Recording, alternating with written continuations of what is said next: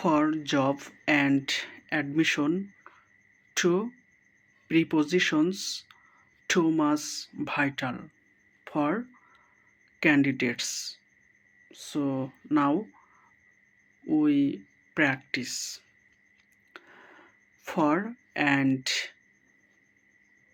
since. Okay. Definite time,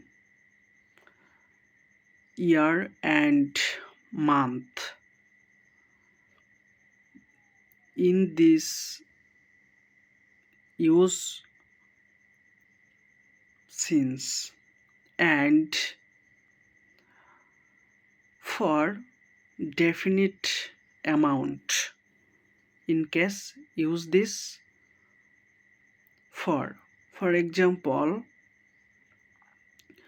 we start practice in English since 2025. We live in village since 9 March. Now I give example for definite amount. Right. We live in city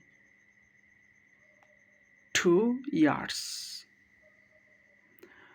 We practice in English 3 months. For 3 months. Those are information to since and for.